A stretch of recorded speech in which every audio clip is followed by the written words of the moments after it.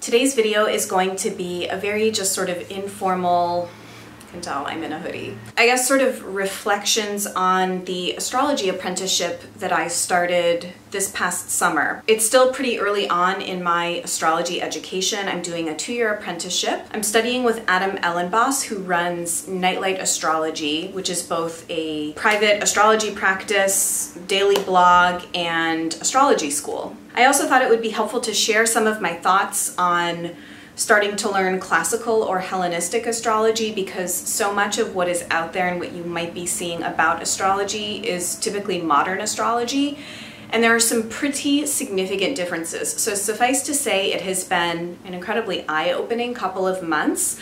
It hasn't even been the first quarter of my astrology program, and already it's just been a really, really poignant and powerful experience. And I also wanted to share because there's going to be a new round of group astrology classes run by Adam through Nightlight starting at the end of November, November 28th.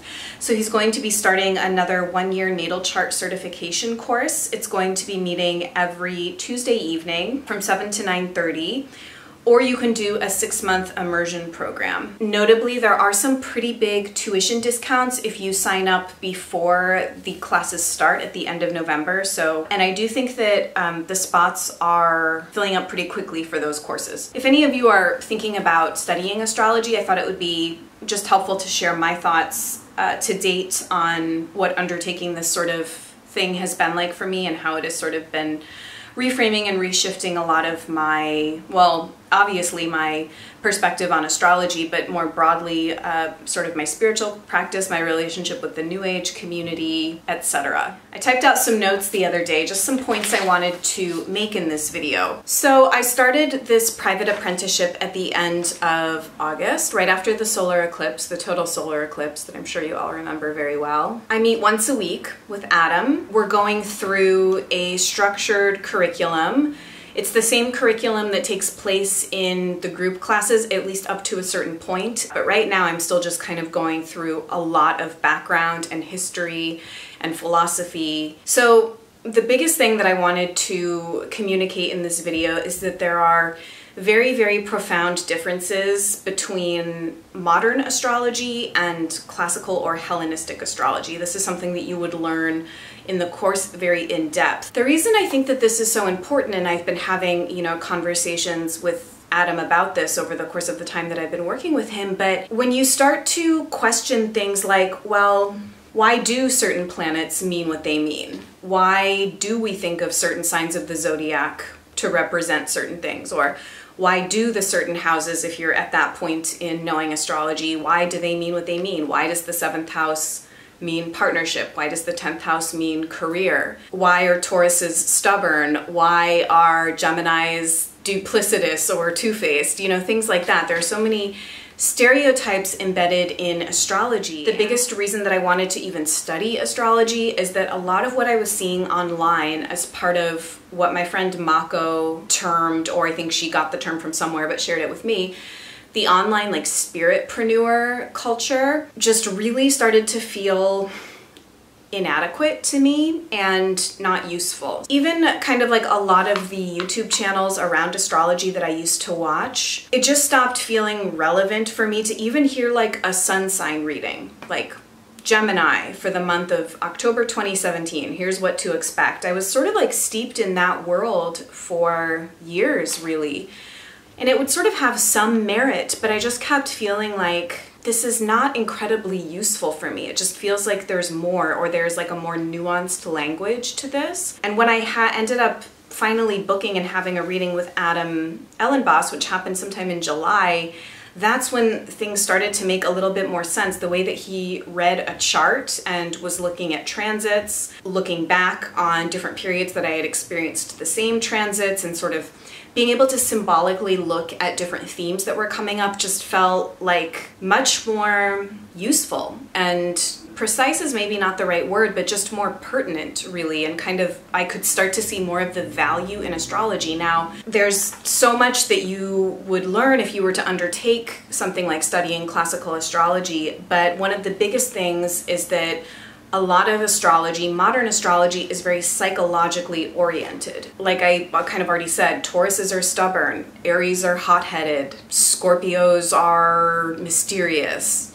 you know, on and on. Virgos are meticulous.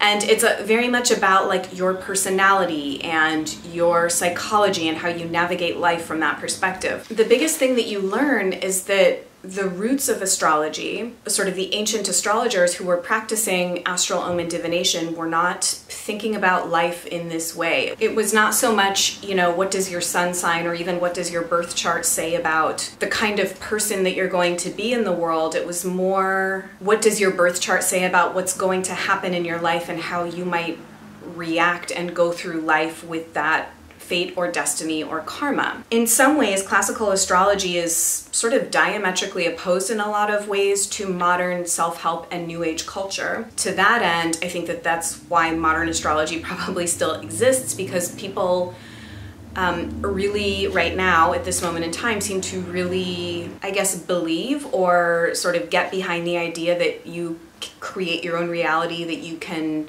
change your life, that you're sort of a wholly self-determined individual with free will, unbounded free will, and that your life is what you make it. And, you know, I'm not here to make any sort of like declarative statement about whether or not that is true, but more learning the history of astrology helps you to see that people have not always thought that way, and what kind of different historical moments have produced different ways of thinking about free will and fate and destiny.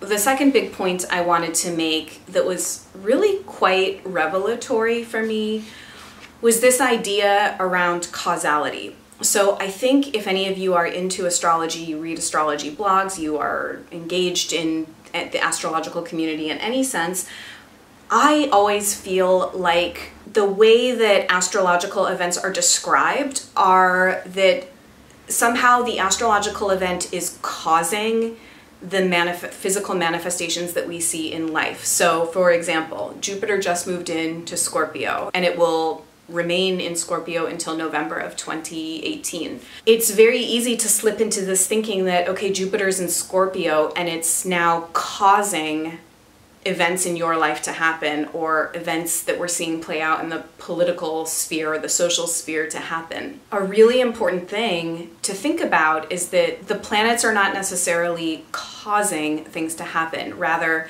they're more like a reflective mirror in a way. So the way that Adam, my teacher, explained it is when you do a tarot spread, and you pull, you know, the Three of Pentacles or the Hanged Man or whatever you pull, pulling those cards is not making something in your life happen. It's merely reflecting back to you a situation that's occurring because of forces that we can't possibly even fully comprehend. So that issue of causality has been so central to reformulating how I relate to astrology and how I approach anybody's astrological readings, really. Another thing is that studying classical astrology, it's so much more deeply steeped in symbolism and archetypes and sort of learning to think symbolically and archetypally. I do think that sort of learning to think more symbolically gives you this interesting objective distance from your life it feels very similar to something like a mindfulness practice, right? So kind of having an observer mentality and not being so in life or in any sort of situation. It's a common thread, sort of the observer perspective, learning to think symbolically. You have this objective, reflective distance from life. And it gives you kind of this detachment, which I think almost has a bit of a pejorative sense, but in sort of a spiritual sense, not really, because detachment, I feel, is what a lot of Eastern traditions emphasize, being able to sort of objectively go through highs and lows in life and being able to stay calm, even though you, the physical body, is experiencing all of these like ups and downs. Does that make sense? So I just think that learning to think and sort of be in life from more being able to look at things symbolically and archetypally is a really amazing skill set to develop. Yeah, so I kind of jumping off that, here I said I think studying classical astrology is about so much more than just learning to read a birth chart. It's a way to reorient your thinking so that you aren't so caught up in all the external noise. And it's a tool to hone in on nuance, symbolism, and the unconscious. That was much more succinct than what I just sort of rambled through. Maybe one of the last points I'll make is that if you kind of go through the time to really understand the roots of Western astrology, and by the way, I guess I should have said at the beginning of the video, what I'm studying and what Nightlight Astrology teaches is classical Hellenistic astrology using a tropical zodiac.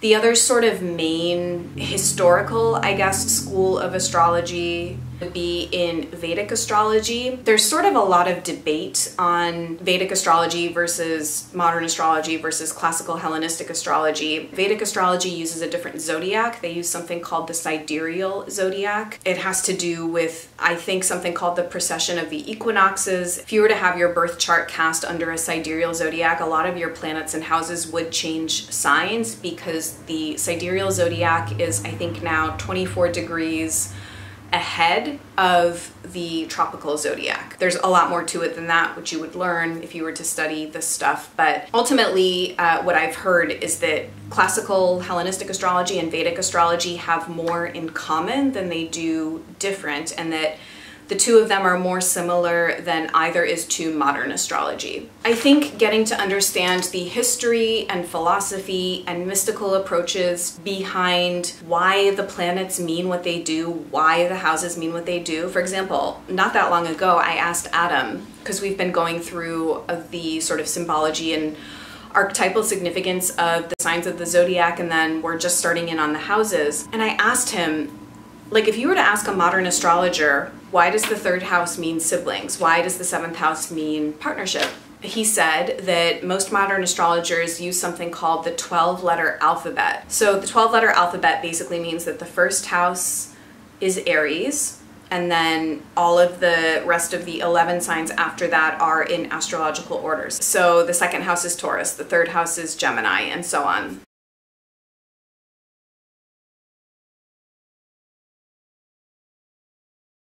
In fact, this is not what classical astrologers practiced at all. It just is not factually correct that that's what they did to interpret birth charts. Instead, there is actually a really, really beautiful philosophy behind why the houses mean what they do based on the cardinal houses, the first house, 10th house, 7th house, and 4th house.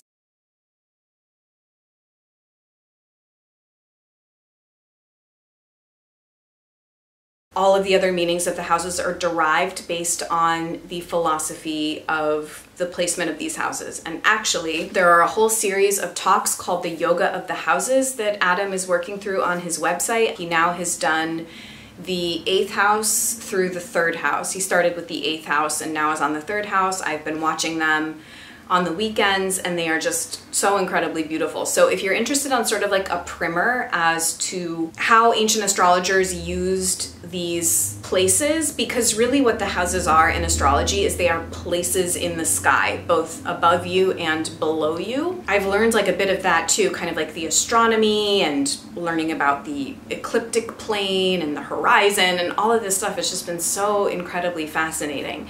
But to me, what really resonates is that there's a very rich philosophy behind why these things mean what they mean, and it's not conflated with kind of more modern interpretations of what we choose to make these things mean, if that makes sense. So it's almost like you could take anything and import any sort of meaning from it. And for me, it's just been so compelling to kind of put myself more in the perspective of what ancient astrologers who actually developed the system that we all kind of, I guess, use without really understanding where it came from, why it was developed, what they were thinking when all of this came about. I think there's a really strong case to be made for learning classical astrology, and I think if you're not a believer, I would say have a birth chart reading done by a sort of well-studied, well-trained classical astrologer, and then you can be your own empirical test case and see how much more useful that reading is versus a more